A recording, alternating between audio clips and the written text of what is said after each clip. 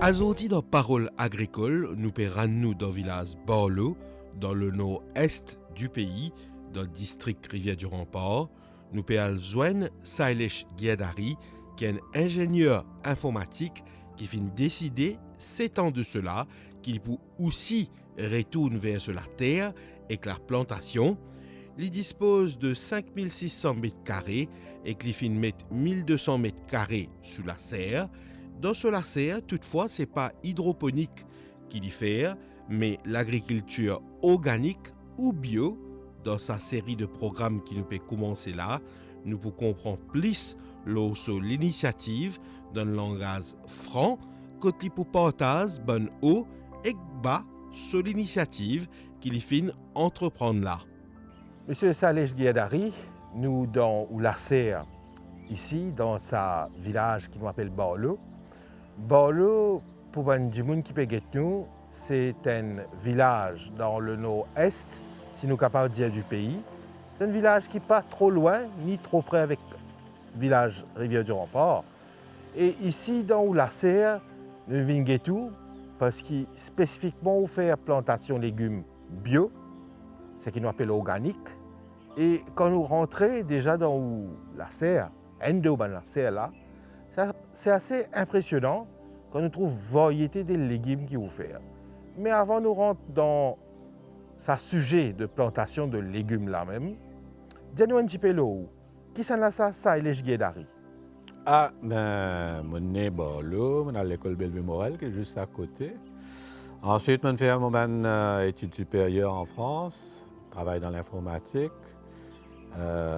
Avec mon propre compagnie, enfin mon recherche télécom et puis après mon propre compagnie. Et là, jusqu'à là, mon freelance, mon co fait un projet informatique pour mon télécom.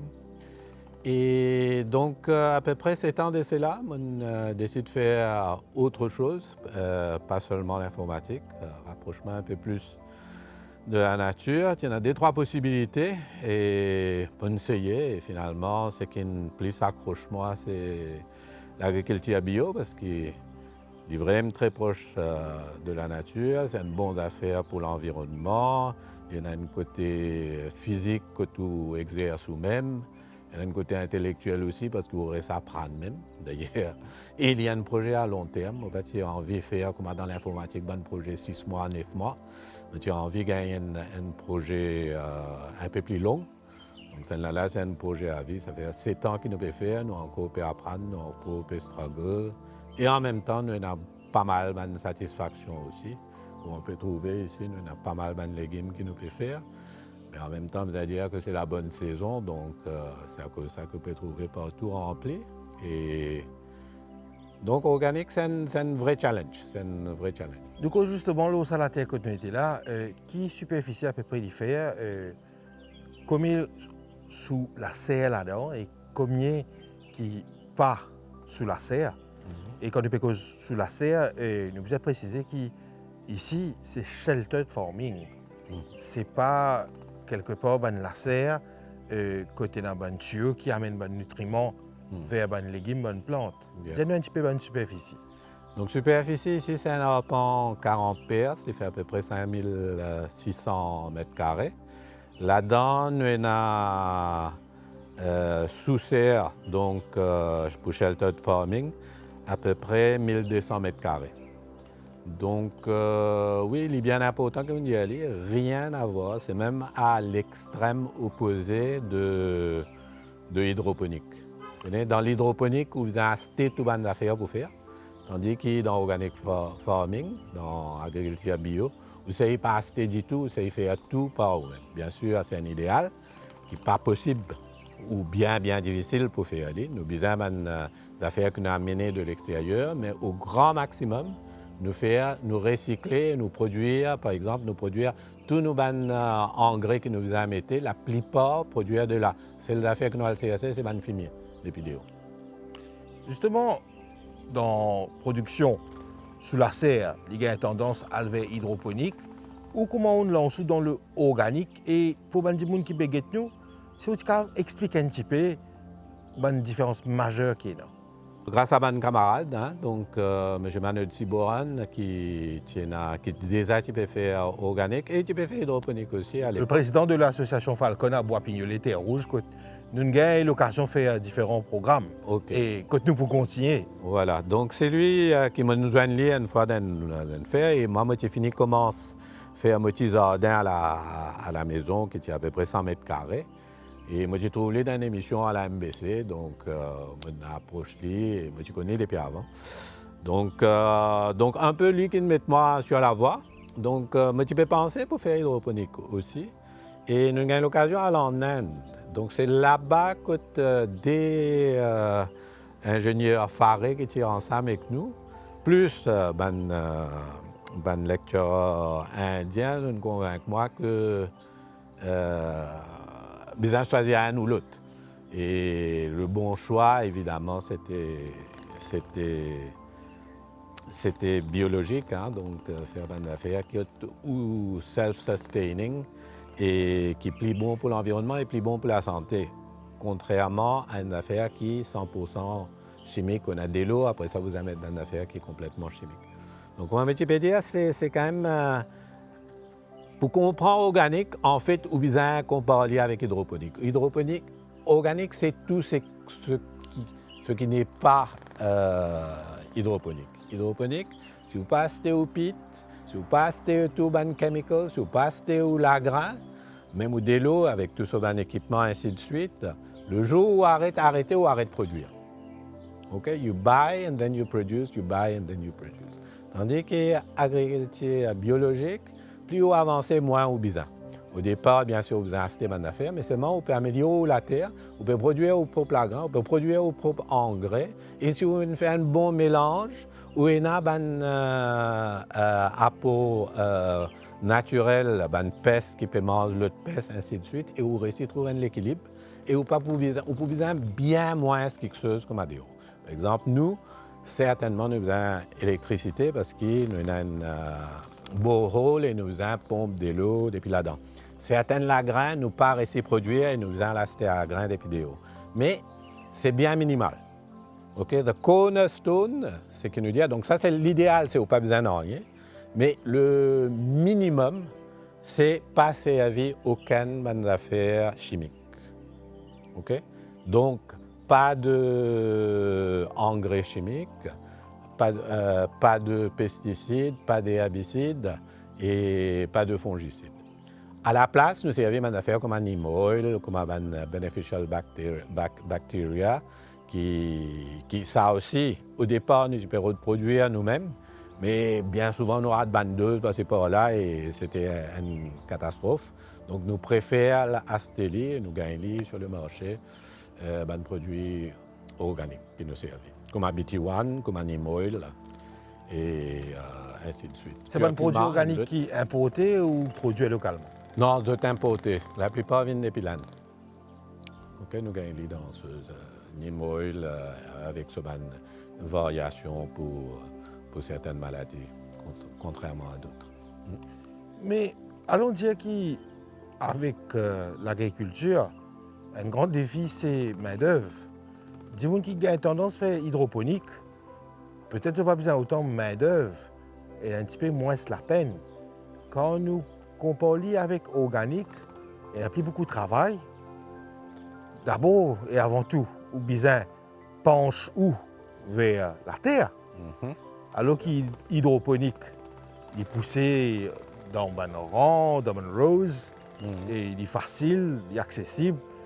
Ben, ça compte la peine. Là, il pousse dans le pit, et ben, pour avoir de l'eau avec des nutriments chimiques, bien sûr. N'est-ce pas un petit peu cette tentation-là qui fait des gens qui peuvent faire plantation vers hydroponique? Bien sûr, il y a sa attraction-là, parce que vous n'avez pas besoin de faire la main sale, déjà, hein, very neat. Nous trouvons où la main des ans à la terre, là. Des ans à la terre, donc voilà. Et donc, toute cette bande d'affaires-là, on va pouvoir aller dans l'hydroponique, c'est sûr. Hein. Donc, il y a un investissement plus belle. Et on bien dire, le tendon d'Achille, pour moi, hein, aujourd'hui, avec ces temps d'expérience, on peut dire ça, c'est main-d'œuvre. OK? Donc, comment pour pallier ça? c'est toujours un challenge parce qu'en fait, surtout si vous ne pouvez pas servir une affaire chimique ou plantes sont extrêmement vulnérables. C'est vrai que nous mettons un shelter pour protéger et ainsi de suite, mais malgré ça, il y a tellement de variables qui fait que chaque année, à un certain moment, où besoin mettre un effort spécial pour réussir à sauver vos crops. Ce qui n'est pas arrivé si vous payez la main-d'œuvre. Donc, année après année, pour une raison ou pour une autre, vous trouvez que vous ne pouvez pas faire la récolte que vous pouvez attendre. Donc, il est extrêmement frustrant. Donc, aujourd'hui, comment dire, toute notre attention, c'est quand même comment pour faire pour augmenter la productivité. Et ce qui peut battre nous, c'est le manque de main-d'œuvre, ça c'est sûr. Moi, pour venir dans l'autre domaine, ça, la terre, là, c'est où la terre, ça? La terre familiale, ça. Exact. Il y a des gens qui ont fait l'étude à l'étranger, en informatique. On travaille dans une institution comme Mauritius Telecom, chemise, pantalon, cravate. Et quand on retourne vers la terre, il y a des gens qui peuvent dire que ça ne va pas le faire, moi. Laisse la terre abandonnée, laisse les vignes dans le bois, je ne vais pas pouvoir mettre la main dans la terre. Quand vous avez l'inspiration pour occuper la terre ou une grande monde?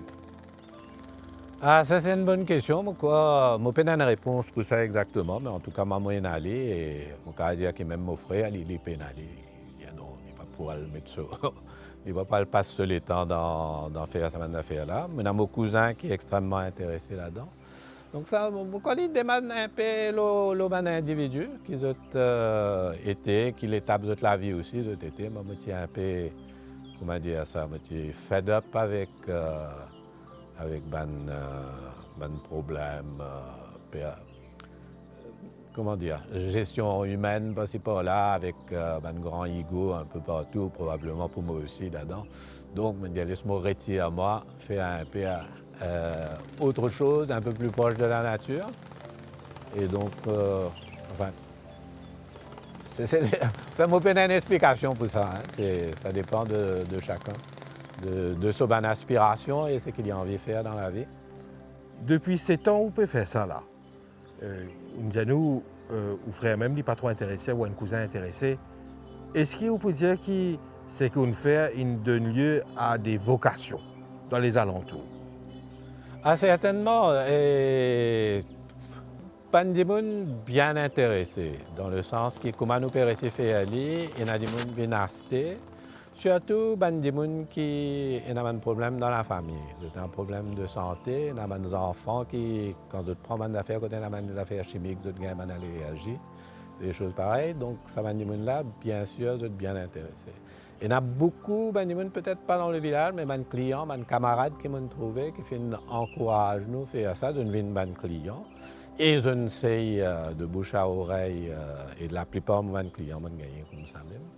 Donc, il y a un bon groupe à Maurice qui est very conscious, health conscious et environmental conscious.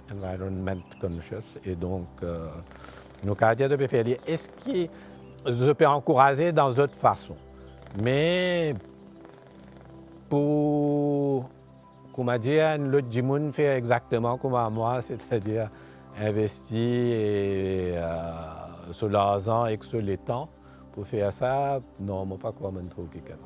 Et en même temps, moi, assez franc aux autres, me dis aux autres aussi que ce n'est pas facile. Le besoin prêt pour ne pas gagner un retour sur l'investissement sur plusieurs années. Ce qu'à l'air, nous, par exemple, nous pas encore trouvé l'équilibre. Quand on peut faire une perte financière, l'équivoque à, comment on peut dire, un retour sur l'investissement. Nous allons dire que vous pouvez battre, c'est un passe-temps plutôt, ou bien c'est un métier? C'est une passion. Donc, c'est battre, un hobby, non, c'est une passion. Une passion, ça veut dire vivre 7 jours 7, 24 jours 24. Donc, quand on bizarre, on peut là. Ou pas qu'à laisser certaines choses passer. Donc, en même temps, comme on nous connaît, toute bonne passion, c'est un peu un défaut. Donc, heureusement, jusqu'à là, pas fini d'avoir une contrainte économique, sinon, ma famille, tu peux dire, m'arrêter.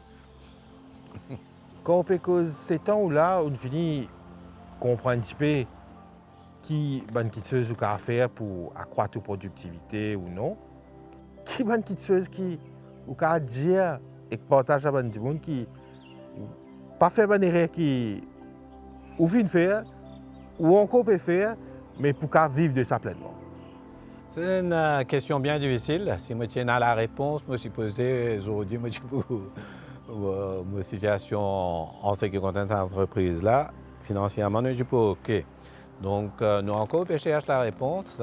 Et certainement, je peux dire, il y a des affaires. Nous avons the right size, c'est-à-dire que le nombre de personnes et quantité de terrain qu'on peut occuper, OK?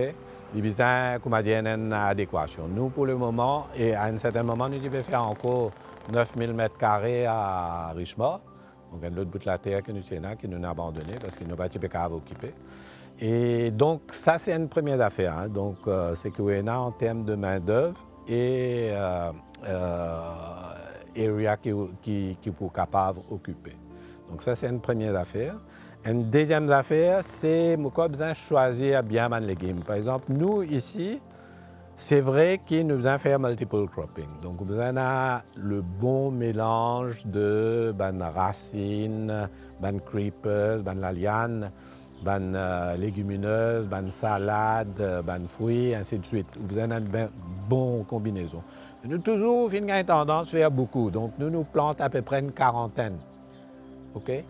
Thing is, pourquoi nous devons focus, diminuer ça, dire que voilà, nous avons une douzaine de produits forts et ça là qui peut amener nos revenus. Nous choisir ça et nous faire aller à un peu plus belle échelle qui plutôt faire petit bout.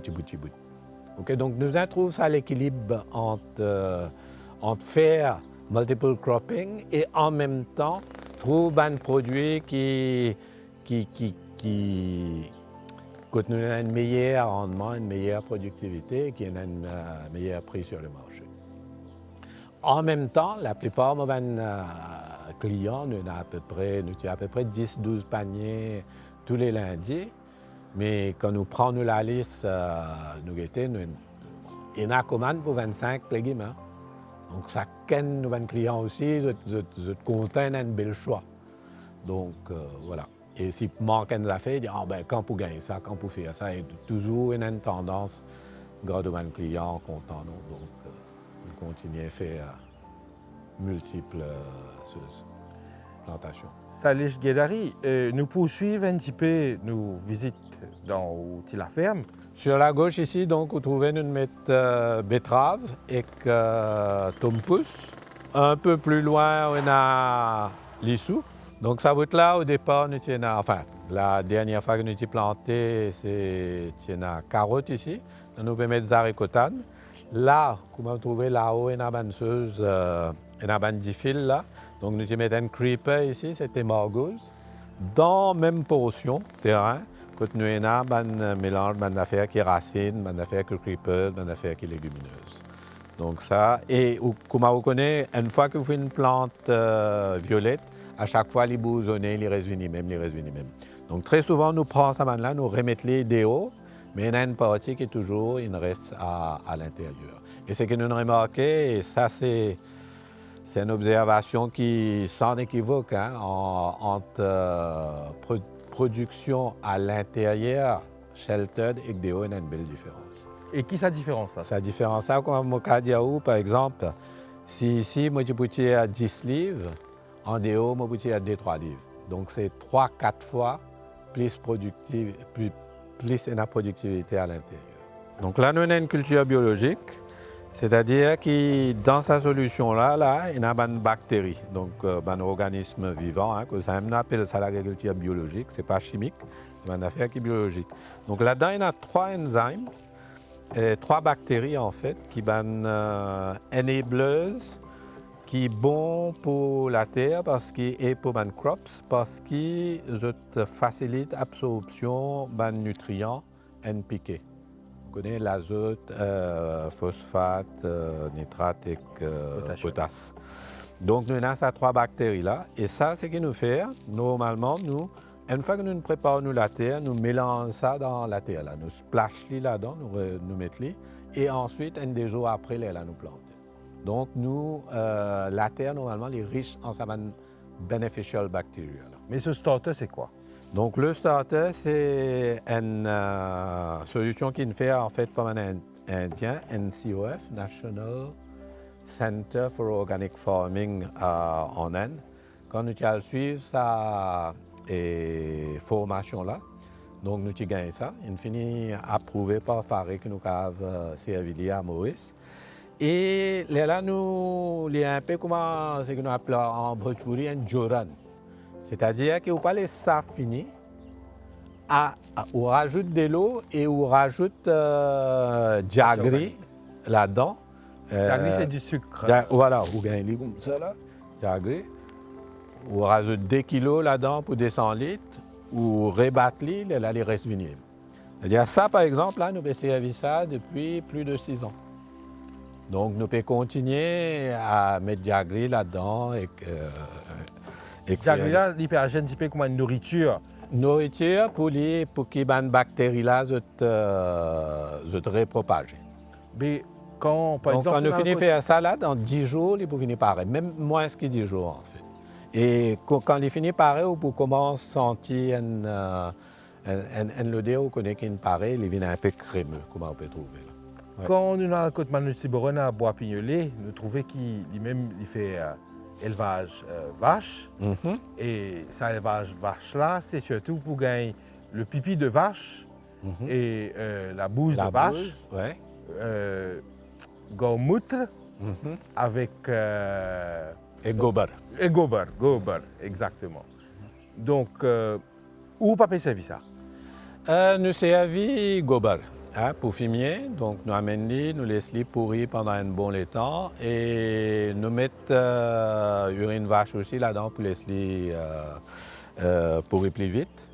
À un certain moment, nous rajoutons waste decomposer là-dedans. Parce que, comme son nom dit, waste decomposer, il aide pour des matières organiques décomposer plus rapidement. Donc, on gagne ou compose beaucoup plus vite. Donc, nous mélangeons ça. Donc, nous servons ça. Par contre, ce que nous pas faire, c'est que Manu faire, c'est que les cuire nos affaires avec un mélange, mettre une moule, tout ça là. Une fois nous dit faire aller ici, après ça nous dit rate ce dosage et nous massacrer nos plantes. Donc, aujourd'hui, moi, je préfère à l'acheter un produit qui nous finit faire, qui n'est pas excessivement cher et qui nous gagne. En ce qui concerne le fertilisant, nous allons prendre fumier des vidéos.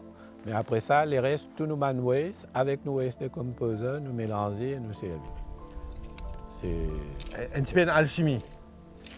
Voilà, un petit peu ça. Et c'est un peu plus dans l'esprit organique. Donc, il y a un beneficial bacteria encore une goutte qui retire et prend une feuille qui nous trouvait pas attaquée, par exemple, feuille Nîmes, datura, ainsi de suite. Tout les feuilles qui sont insectes pas attaqués normalement, prend eux, mais eux là-dedans, il faut retirer le jus. Et une fois qu'on finit de retirer, mélanger avec de l'eau, et c'est là que vous avez fait attention, mais vous avez bien mélangé. Et tester l'île ou une petite plante là, les là ou généraliser. Donc ça aussi, c'est une affaire qui peut faire aller, mais nous, avec l'expérience que nous avons là, nous disons comme ça, let's trust. Ce qui aime ça, fait les autres fournisseurs pour amener en ce qui concerne les molles qui sont déjà préparés. But they are totally organic.